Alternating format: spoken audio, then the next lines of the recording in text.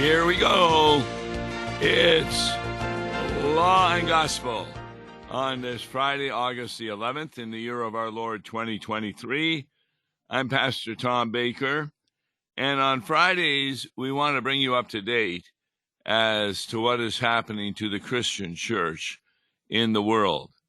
And today we're taking a look at an email we received about the Communist Party in China is actually rewriting the Bible. It's a part of a push to make religion with a communist point of view. And the Communist Party in China has embarked on a 10-year project to rewrite the Bible and other religious texts. For example, in the Gospel of John, Jesus confronts the accusers of a woman caught committing adultery. And he says, "Let the one among you who is guiltless be the first to throw a stone at her." The chastened accusers slink away, and Jesus says to the woman, "Has no one condemned you?" "No one, sir," she replied. "Neither do I condemn you," said Jesus. "Go away, and from this moment sin no more." It's a beautiful story of the repentance of the woman, forgiveness, and mercy from God, unless you are a Chinese communist official. Then it's a story of a dissident challenging the authority of the state. A possible sneak preview of what a Bible with socialist characteristics might look like appeared in a Chinese university textbook in 2020. It had the rewritten Gospel of John, except it doesn't end with mercy, but with Jesus himself stoning the adulterous woman to death. Why? Because they believe that the Communist Party is God. Across the Henan province, local communist officials forced Protestant churches to replace the Ten Commandments with their leaders' quotes. "Thou shalt have no other gods before me," became instead resolutely guard against the infiltration of Western ideology. This is a 10-year project, as I said, to rewrite the Bible. The Quran and other sacred texts actually are a quest to make the faithful serve the party rather than God. At the 19th Party Congress, Chairman Xi declared, "We will insist on the sanctization of Chinese religions and provide active guidance for religion and socialism to exist." How do we translate what he says? You see, he has no problem with the first commandment, as long as he and the Communist Party are playing the role of God. Now, you might expect that the Vatican, the Roman Catholic Church, leaders of the largest Christian congregation in the world, to be incensed and defiant. Unfortunately, you would be wrong. Why? Because in a secret 2018 negotiation, the Vatican agreed to allow the Communist Party to select Catholic bishops in China, supposedly in exchange for vague reassurances of safety for some Catholic congregations. But that was abrogated by the Chinese party. The Chinese party also wants the authority to select the next Dalai Lama, which is a sacred tradition in Tibetan Buddhism. Now, Tibetan Buddhists are attempting to stand up to the Communist Party coercion, but Beijing counters that even Pope Francis, leader of the mighty Catholic Church, accepts their church authority over who should be in leadership. Religion's power is very tantalizing to the Communist Party. What better demonstration of party supremacy than bringing global religions to heel? Now, the Communist Constitution states that citizens enjoy freedom of religious belief. But of course, their definition of freedom bears a much closer resemblance to what we would call oppression. The United Front Work Department, Religious Affairs in China, because religion is a tool to be coerced,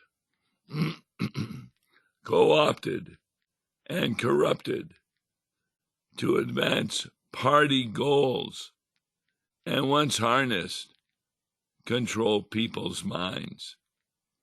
Now, in Communist China, only 5 faiths are officially recognized. Less established faiths face even more intense persecution. Now, I was unaware of a religious faith called the Falun Gong, Falun Gong, and to many outside China, they remain an unfamiliar spiritual practice. But that does not make their suffering at the hands of the Communist Party any less real. Now, who are these people in Falun Gong? Well, it was founded by its leader, Lai Hongzhi, in China in the early 1990s. It actually has its global headquarters in Dragon Springs, a 427-acre compound in Deer Park, New York, United States.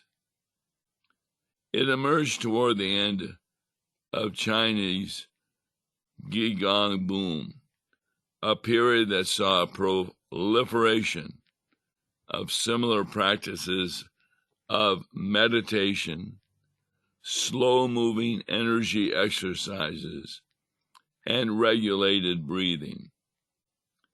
Falun Gong combines meditation and various exercises with a moral philosophy.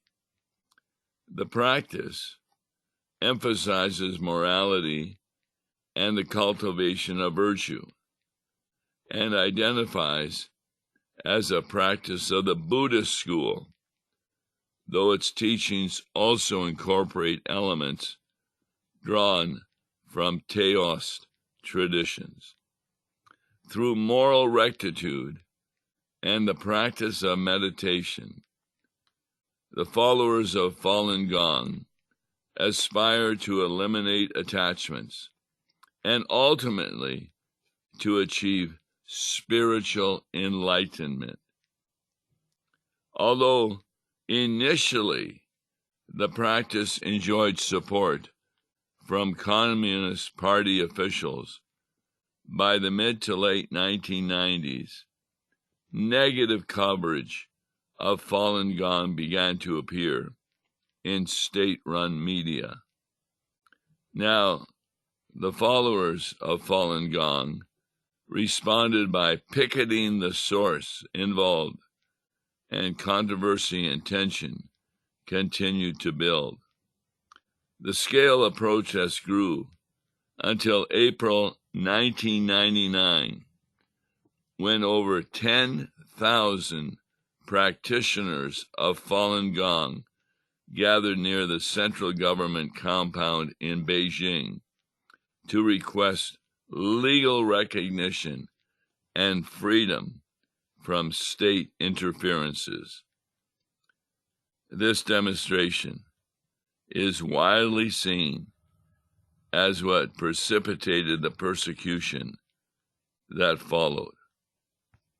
In 1999, on the 20th of July, Communist Party leadership initiated a nationwide crackdown and multifaceted propaganda campaign against the Falun Gong. It blocked internet access to websites that mentioned Falun Gong, and in October 1999 declared Falun Gong a heretical organization that threatened social stability. Now, their practitioners in China are reportedly subject to a wide range of human rights abuses. Hundreds of thousands are estimated to have been imprisoned, and practitioners in detention are subject to forced labor, psychiatric abuse, torture, and other coercive methods of thought at the hands of Chinese communist authorities. As of 2009, human rights groups estimate that at least 2,000 Falun Gong practitioners had died within China as a result of abuse in custody. Data from within China suggests that millions continue to practice Falun Gong in spite of the persecution. Now, outside of China, this religion is practiced in over 70 countries, with estimates on the number of adherents as of 2008 ranging from roughly 40,000 to several hundreds of thousands. Now, Falun Gong practitioners are really a law-oriented religion. They founded a variety of outreach organizations in the United States and elsewhere. You may have been familiar with their dancing troupe, Shen Yun. They are known for opposing the Communist Party and for anti-evolutionary views. That is, they don't believe in evolution. They also operate Epoch Media Group, which is known for its worldwide and taught by volunteers. In addition to 5 exercises in 2001, another meditation activity was introduced called Sending Righteous Thoughts, which is intended to reduce persecution on the spiritual plane. Discussion of supernatural skills also feature prominently within this movement, and the existence of these skills gained a level of mainstream acceptance in China's scientific community in the 1980s. Now, Falun Gong's teachings hold that practitioners can acquire supernatural skills through a combination of moral cultivation, meditation, and exercises. These include, but are not limited to, pre-recognition, clairaudience, telepathy, and divine sight, which means the opening of the third eye or celestial eye. However, Falun Gong stresses that these powers can be developed only as a result of moral practice and should not be pursued or casually displayed. Falun Gong teaches that pride in one's abilities or the desire to show off are marks of dangerous achievements, and Lee warns his followers not to be distracted by the pursuit of such powers. It differentiates itself from Buddhist monastic traditions in that it places great importance on participation in the secular world.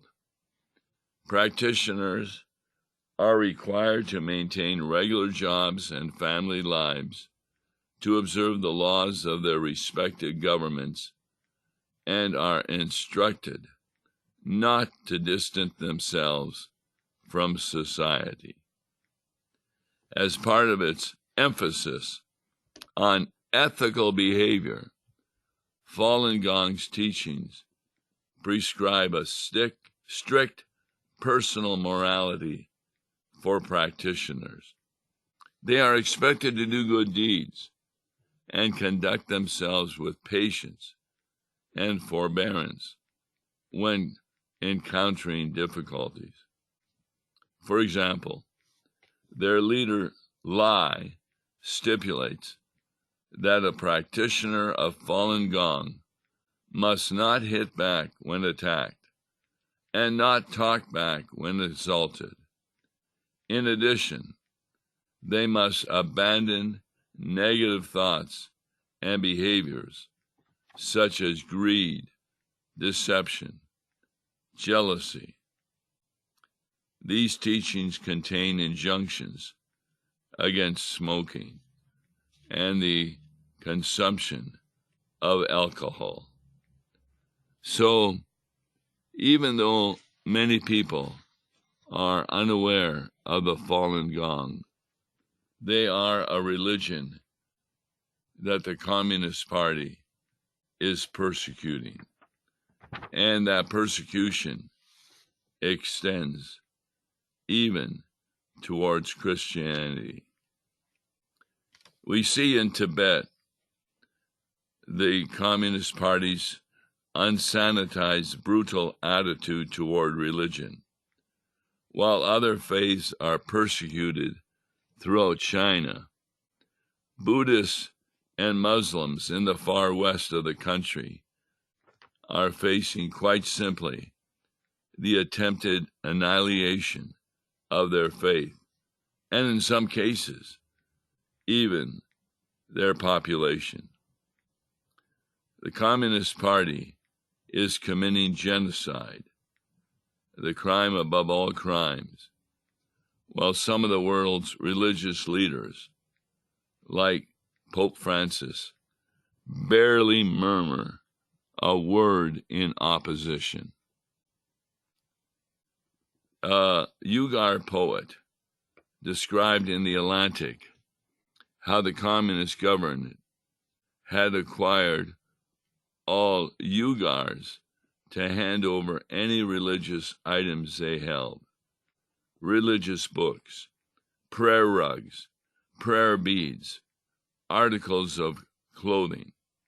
Now, of course, some in that religion were unwilling to part with their Qurans, but with neighbors and even relatives betraying one another, those who kept them were quickly found out, detained, and harshly punished by the Communist Party.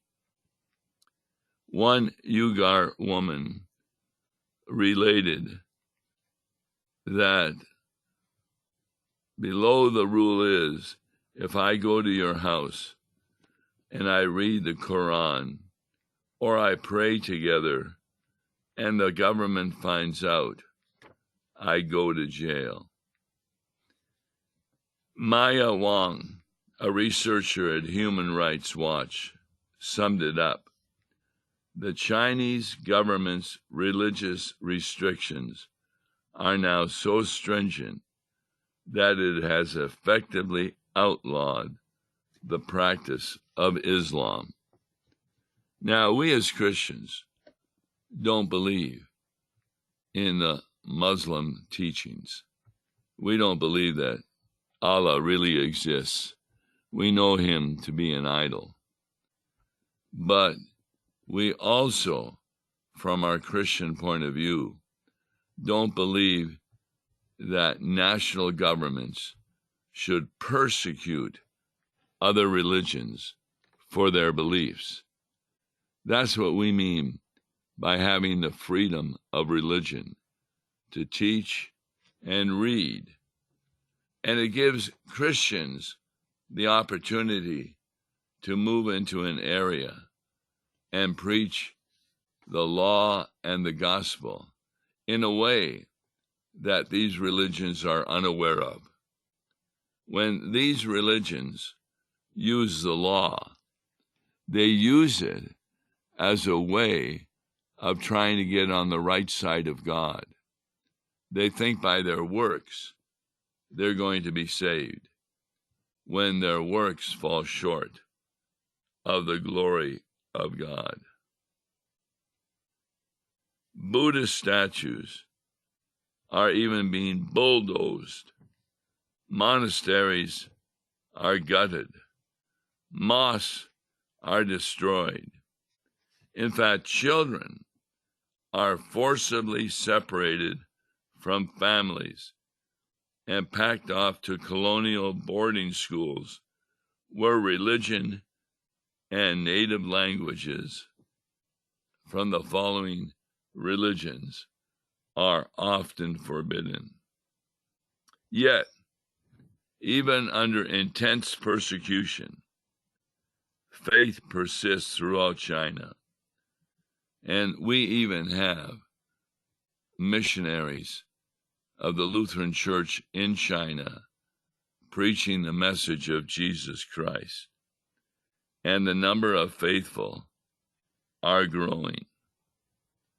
There are unthinkable stories of religious oppression, but there are also accounts of underground churches that have brave clergy and steadfast believers, every bit as courageous as the saints in the early church.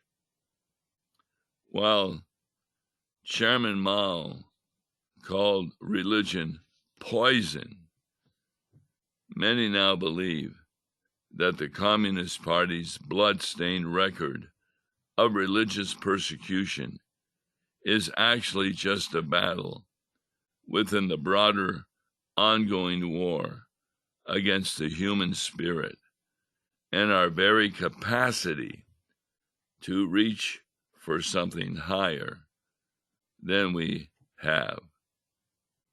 The Communist Party wishes for there to be nothing higher than their authority and views love for anything besides their Marxist-Leninist regime with vicious jealousy. In fact, we have one pastor who said the following. The pastor of one Chinese church stated, "In this war, in Shanghai, in Beijing, the rulers have chosen an enemy that can never be imprisoned, and that is the soul of man. The pastor ended with an assessment that we must make come true, and that is that the Communist Party rulers are doomed to lose. Now, we saw that happen also in Russia. When I had the opportunity to go to Novosibirsk, which is in Siberia, that is a seminary of the Lutheran Church. And I was there for some time giving lectures on the difference between law and gospel. And I was very well received by a large congregation of over 200 people. And they were following the theology as found in Luther's Small Catechism. So, don't give up. Pray to the Lord that even in the midst of persecution, we can face what the devil is throwing against us and rely on Jesus for our salvation and the salvation of others. Till Monday's long gospel, God bless you. Listen to Law and Gospel each weekday morning at 9:30 on KFUO. For a tax-deductible gift to Law and Gospel, please make your check out to Law and Gospel and mail to Law and Gospel, P.O. Box 28910, St. Louis, Missouri 63132, or call toll-free 1-877-267-1962. Views and opinions expressed on Worldwide KFUO may not represent the official position of the management or ownership of KFUO, the Lutheran Church Missouri Synod. If you'd like to comment on programs or topics heard on Worldwide KFUO, write us at KFUO, 1333 South Kirkwood Road, St. Louis, Missouri 63122. You can also leave a question or comment on our comment line at 314-996-1542. We are the messenger of good news, Worldwide KFUO.